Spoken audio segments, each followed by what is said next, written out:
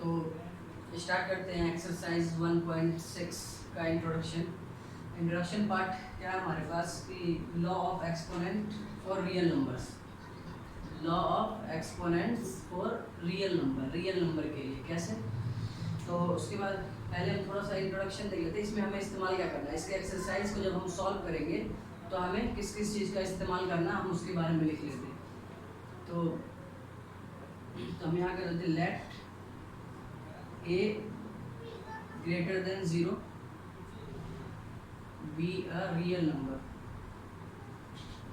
a क्या है, एक रियल नंबर है जो ग्रेटर देन 0 है, 0 से ग्रेटर के लिए बात कर रहे हैं हम, ठीक है। And m and n are the rational number। m and r दो और अल्फाबेट इंट्रोड्यूस कराया गया है, जो हमारे पास क्या है वो रेशनल नंबर। रेशनल नंबर आप लोगों को बेहतर पता होनी चाहिए, ठीक है। तो हमारे पास जो रिजल्ट बन के आता है वो पहला ये है कि a पे पावर m मल्टीप्लाई a पे power n equal to.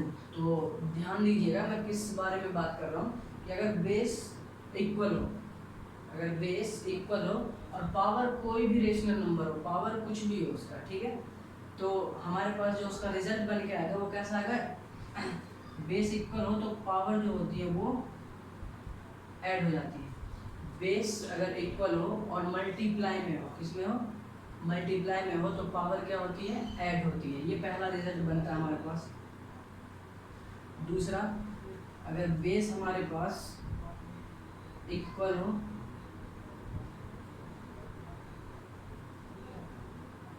Base हमारे पास इक्वल हो और डिवाइड में हो। दूसरी बात में मैं क्या कर रहा हूँ कि बेस इक्वल हो, हम बेस किसको कहते हैं, बेस ये हमारा ए, ये दोनों क्या है, बेस है जिसपे पावर खड़ी हुई है। और हमारे पास एम एन को क्या कहेंगे, किस नाम से जानेंगे, एक्सपोनेंट के नाम से। किसके, एक्सपोनेंट के नाम से। तो ये ए और ए, तो दोनों का बेस हमारा इक्वल है और किसमें है, ये डिवाइड में है। अगर डिवाइड में है तो हमारे पास जो रिजल्ट बन के आता है वो m माइनस n, ठीक है। तो बेस इक्वल हो और डिवाइड में हो, बेस बराबर और डिवाइड में अगर हमारे पास फॉर्म है तो जिसको उसकी पावर होती है वो क्या होती है, सबट्रैक्ट हो जाती है, ठीक है। और यहाँ पे m ग्रेटर देन n होना चाहिए। क्या है, m ग्रेटर देन n। तीसरी बात करते हैं। तीसरी बात हमारे पास ये है कि a पे पावर m है और इस पे पावर n है। a पे पावर, ठीक है, a पे पावर m पे पावर n है। तो ये जो हमारा रिजल्ट बनता है वो a m n, दोनों पावर क्या हो जाती है, मल्टीप्लाई हो जाती है। पावर पे पावर हो तो क्या होती है, वो मल्टीप्लाई हो जाती है, ठीक है। एक नेक्स्ट लॉ की बात करते हैं हम। तो हमारे पास कुछ ऐसा होता है, a पे माइनस n, क्या है, a पे पावर माइनस n। अगर कोई भी नंबर पे पावर अगर माइनस में है तो उस पावर जो माइनस में, उसे पॉजिटिव करने के लिए हमने अभी पिछली वीडियो में भी देखा था, क्या करना था, 1 अपॉन n। क्या करते थे कि उसको 1 के डिनोमिनेटर में लिख देने से क्या होता है कि पावर की जो माइनस है वो एलिमिनेट हो जाती है, ठीक है। तो ये हमारे पास पांचवी बात जो हम बहुत बेहतर तरीके से इसको हम प्रूफ देख चुके हैं। a पे power 0, the power of any real number is 0, then that value is 1। उसकी वैल्यू क्या होगी, 1। किसी पे भी अगर पावर 0 हो तो 1। इतनी सी बात आप लोगों को समझ में आ रही होगी। और मैं कुछ बातें और लिख देता हूँ। 6 हमारे पास क्या है कि अगर हमारे पास a b पे पावर m है, a b पे पावर, a b किसमें, मल्टीप्लाई में, a b की पावर m है, तो हम इसको ऐसे भी लिख सकते हैं, a पे पावर m मल्टीप्लाई b पे पावर m, ऐसे भी हम लिख सकते हैं, ठीक है। तो इतनी सी बात थी हमारे इसको लेके, ठीक। तो आप लोग इसे नोट कर लीजिएगा। इसी को हम एक्सरसाइज पे अप्लाई करने का कुछ पॉइंट्स लिखना चाहूँ, कुछ पॉइंट्स अगर मैं लिखना चाहूँ यहाँ पे, तो ये भी यूज़ कर लेते हैं। ये हमारा एक्स्ट्रा होगा, ये क्या होगा, ये एक्स्ट्रा मैं लिखवा दे रहा हूँ, ए बी इक्वल टू, इसको हम अलग अलग कर लेते हैं, रूट ए रूट बी, बीच में मल्टीप्लाई का साइन, ठीक है, root A multiply root B, ठीक। तो इसको एक और तरीके से भी आप लोग लिख सकते हो कि अगर ए बी रूट ए को हम क्या लिखते हैं, ए पे पावर 1/2b। तो ऐसी ही बातें हैं कुछ हमारे पास जिसे हम इस्तेमाल करेंगे और बहुत बेहतर तरीके से अपने आंसर को पाएंगे, ठीक है। आप लोग इसको राइट डाउन कर लीजिए, हम लोग एक्सरसाइज की तरफ चलते हैं। एनसीईआरटी की बुक होगी 9th क्लास की, तो मैं यहाँ पे मेरे पास बुक है, मैं दिखा देता हूँ। एक्सरसाइज 1.6 का क्वेश्चन नंबर फर्स्ट कह रहा फाइंड कह रहा है, इसमें से एक ये दो क्वेश्चन मैं करवा दूंगा, बाकी आप लोग खुद ट्राई कर लीजिए। कह रहा 64 पे पावर 1/2, 64 पे पावर 1/2 है। तो सबसे पहला काम 64 का हम क्या कर लेंगे, एक लोवेस्ट फैक्टर कर लेंगे, प्राइम फैक्टर कर लेंगे। क्या होगा, 2 की पावर 2 मल्टीप्लाई 2 2 जा 4 2 जा 8 2 जा 16 2 जा 32 2 जा 1/2। ये आपको मैंने समझाने के लिए लिख दिया, आप लोग डायरेक्ट भी लिख सकते हैं। कैसे, ये वाला स्टेप लिख सकते हैं, 2 की पावर 6 पे पावर 1/2, इसको हम 2 की पावर 6 लिख सकते हैं, ठीक है। मैंने अभी क्या बोला था, एक हमारे पास एक लॉ है कि पावर के ऊपर अगर पावर होता है तो वो क्या होता है, मल्टीप्लाई हो जाता है। क्या हो जाता है, मल्टीप्लाई। ये पावर के ऊपर पावर, तो 2 6 मल्टीप्लाई 1/2 3, तो यहाँ पे आ गया 2 की पावर 3। ये आपका आंसर है। और एक बात ध्यान रखिएगा कि जिस फॉर्मेट में क्वेश्चंस गिवन हो, जिस फॉर्मेट में क्वेश्चन गिवन हो, उसी फॉर्मेट में आप लोगों को आंसर भी देना है, ठीक है। हमें पावर के फॉर्म में क्वेश्चन दे रखा है, एक्सपोनेंट के फॉर्म में हम आंसर भी एक्सपोनेंट के फॉर्म में देंगे, इसे 8 लिखने की ज़रूरत नहीं है, ठीक है। क्वेश्चन नंबर सेकंड का एक क्वेश्चन कर लेते हैं हम लोग। क्वेश्चन नंबर सेकंड का एक क्वेश्चन कर लेते हैं, तीसरा 16 पे पावर 3/4। क्या है, 16 पे पावर 3/4। इसको अगर हम लिखेंगे तो 2 की पावर 5, 2 की पावर 4 लिख सकते हैं। 2 की पावर 4 कितना होता है, 16, और इस पे पावर 3/4, ठीक है। फिर वही बात कि पावर के ऊपर पावर है, तो हम लोग क्या करेंगे कि इस दोनों पावर को मल्टीप्लाई कर देंगे। दोनों पावर को हमने क्या किया, मल्टीप्लाई किया यहाँ से, तो ये इससे कैंसिल हो गया, तो फिर हमारे पास एक आंसर निकल के आया 2 की पावर 3, ठीक है।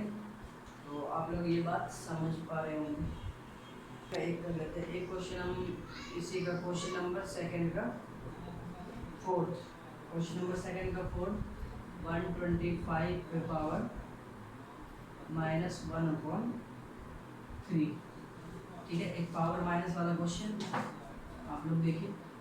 तो सबसे पहला काम हमें क्या करना है कि ये 5 पे क्यूब क्या होता है, 125, 5 5 या 25 या 125, तो ये -1/3, ठीक है। और हम इसको क्या कर सकते हैं, ये पावर माइनस में है ना, पावर माइनस में है, तो उसे हम जब पावर को प्लस में करते हैं तो हमारे पास एक लॉ है जो मैंने आपको लिखवाया है, वो क्या होता है, 1/, के डिनोमिनेटर में आ जाता है, 1/, के डिनोमिनेटर में आ जाता है, ठीक है।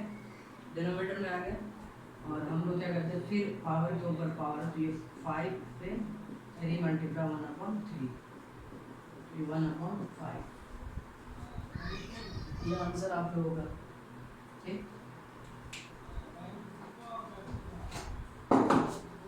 आते हैं नेक्स्ट क्वेश्चन की तरफ। क्वेश्चन नंबर थर्ड का 3/,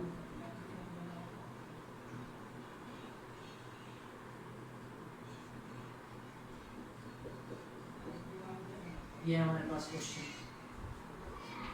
तो कहते हैं बेस इक्वल है, तो पावर क्या करेंगे, ऐड करेंगे, क्यों, क्योंकि मल्टीप्लाई में है, ठीक है। तो यहाँ पे 2 और पावर क्या होगा 2/3 और प्लस 1/5, कौन से लॉ लगाएंगे, कौन सा लॉ लगेगा, ये ए पे पावर m मल्टीप्लाई ए पे पावर m प्लस n, ये वाला, ठीक है। ये 2 की पावर इतना, इन दोनों का एलसीएम लेंगे ऊपर ही, 5 3 जा 15, ये 10 और प्लस ये 3, 2 की पावर 13/15, कितना है हमारे पास, 2 की पावर 13/15, यही हमारा आंसर। सेकेंड, तो 1/3, 3 पे पावर 3 है और इसका पावर 7, ठीक है। तो ये कितना हो जाएगा हमारे पास, 1/3 पे पावर 3 पे 7, अगर 1 पे पावर भी मैं 7 रखूँ तो कोई फर्क नहीं पड़ेगा, उतना ही रहेगा, ठीक है। ये 1/पावर पे पावर 3 पे 21, इतना आप देख सकते हो आंसर, ठीक है। क्वेश्चन नंबर 3 की तरफ चलते हैं। क्वेश्चन नंबर 3, 11 पे 1/2 डिवाइडेड बाय 11 पे 1/4, ये पावर 11 है, बेस दोनों p/q 11 में है हमारे पास, ठीक है। डिवाइड दोनों 11 में और डिवाइड में है, और डिवाइड में तो हमें पता है कि डिवाइड में अगर बेस इक्वल होता है तो पावर क्या होती है, माइनस होती है, ठीक है। तो इसका मैं लिखूँगा 11 पे पावर 1/2 माइनस 1/4, किससे, ए पे पावर m अपॉन ए पे पावर n, ए m माइनस n, ठीक है।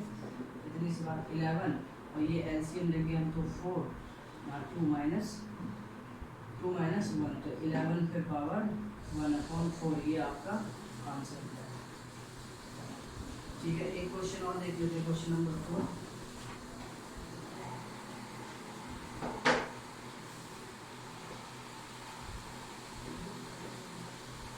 क्वेश्चन नंबर 4 देखते हैं, हमारे पास 7 1/2 8 पे 1/2, ये क्वेश्चन है हमारे पास। तो इस पर लिख देते हैं 7 1/2 और 8 पे 1/2, तो पावर दोनों पे सेम है, अगर दोनों पे पावर सेम है तो मैं एक ब्रैकेट में दोनों को रख सकता हूँ। ये 7 × 8 तो 1/2, इसका मतलब ये होता है, इसका मतलब ये होता है, हमने लॉ में लिख लिया, एक्सपोनेंट लॉ में हमने लिखा है, आप लोग देख सकते हो, ठीक है। तो 8 7 जा 56 पे पावर 1/2, ये आपका आंसर है। तो ये आपका एक्सरसाइज 1.6 का सॉल्यूशन था, आप लोग इसे बेहतर तरीके से कर लें, और ये क्वेश्चन आप अच्छे से इसलिए भी करें ताकि आगे जो क्वेश्चन कीजिएगा ना उसमें आप लोगों को हेल्पफुल होगा, बहुत ज़्यादा इस्तेमाल आप लोग इसको कर पाइएगा। जब कैलकुलेशन क्वेश्चन हमारे पास आएगा, कैलकुलेशन पार्ट हमारे पास आएगा, तो यही चीज़ें हमें, इसी की प्रैक्टिस हमें वहाँ काम आनी है, ठीक है। तो आप लोग इस क्वेश्चन को बहुत अच्छे तरीके से प्रैक्टिस पे रखिएगा, ठीक है। बाकी की कहानी हम लोग नेक्स्ट करेंगे, और तो आप लोग इस बात को बहुत अच्छे तरीके से कंप्लीट कर लें। अब हम अपना नेक्स्ट चैप्टर स्टार्ट करेंगे अगले वीडियो में, चैप्टर 2। तो आप लोग तैयार हैं, और जो न्यू स्टूडेंट है वो सब्सक्राइब करें और बेल आइकन को प्रेस करें, ठीक है। और तब तक के लिए विदा चाहता हूँ, फिर मिलते हैं हम लोग एक नए टॉपिक के साथ, एक नए कॉन्सेप्ट के साथ आप लोगों के साथ। तब तक के लिए बाय बाय, टेक केयर।